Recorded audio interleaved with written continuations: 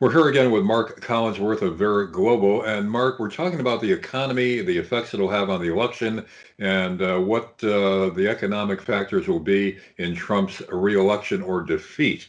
How do you see it? I think Trump has a very strong chance of being reelected right now. He has several things going for him. One of the big things is a lot of people keep saying that this coronavirus is much like the Great Depression and that there's no chance that Trump can be reelected in this kind of environment. When Right. people say that, I remind them, don't forget, FDR was elected 3 times during the middle of the Great Depression. That's right. And he didn't fix it in his first couple of terms, did he? But people were still hoping that he was the guy who would do it.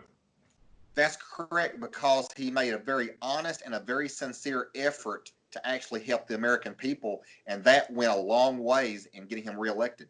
All right, but what about the Democratic assault on criticizing Trump for causing the spread of the virus to begin with because he didn't take it seriously, he acted too late, et cetera, that it's all his fault? What about that as an election factor? I think the American people are starting to see a much better view of what the Democratic Party really does.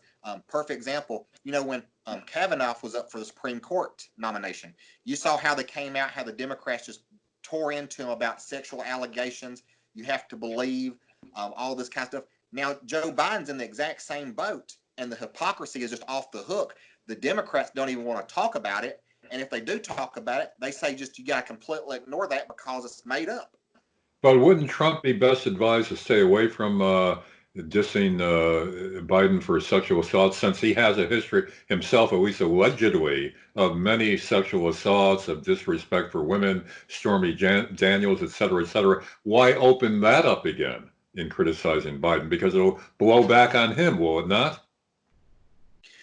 I don't think so because that's all old news. It's been just completely beat to death over the last 4 years. But with Joe Biden, that's fresh news that no one's really had a chance to actually bring out to the front of the stage. So it's fresh meat, as they say. So, what other bullets does Trump have in store for Biden? Would it be also in terms of perhaps his son, Hunter? What interesting you mentioned that just this week, several GOP senators actually subpoenaed Hunter Biden on his dealings with the Ukraine. So as we get closer and closer to the election, you're going to see a lot of dirt being brought up on the secret Biden world with the Ukraine involvement with his son, and I think that's just going to be another nail in the coffin against Joe Biden. But why will that stick more now than it has so far? Among those who are not Trump supporters, they've believed the mainstream media's analysis of it that there's really nothing to it. It's not verified in any way. There was no crime committed. Hunter Biden did nothing illegally, et cetera, et cetera, et cetera. So far, it seems to have been holding that criticism down. Well, in politics, it's all about demoralizing the voter. So if you start bringing this stuff up and you keep on talking about it and talking about it, it's kind of the same way with Trump. They brought this up and you saw his polls go down, his poll numbers go down. But as soon as he got in the impeachment case was over with, his popularity shot through the roof. In this scenario, the strategy of the GOP is to keep the Biden stuff going and keep those voters demoralized so they just don't want to go vote all the way through election day.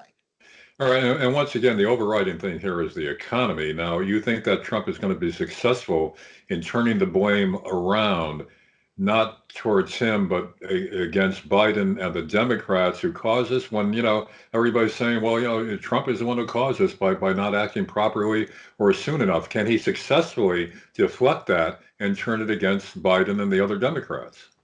I think he can. I think the main difference here is when Trump talks, you can tell he's very sincere that he really wants to help the American people. And then you turn around, you look at the Democrats. Oh, let's do a $3 trillion spending bill to help out the American people. But oh, by the way, in this $3 trillion spending bill, we're going to pay illegal immigrants health care insurance. We're going to send hundreds of millions of dollars to museums that no one really cares about going to. And they're not trying to help out the American people. They're trying to help out everybody but the American people. And I think Donald Trump has the opportunity to really jump on that during the debates. So right now, you're predicting that Trump will be reelected. As of right now, I think Trump has a better chance to be reelected today than he did in 2016. Wow. All right. Mark Collinsworth of Vere Global, thanks for that political and economic analysis and the relation between the two. Thanks, Mark. Thank you.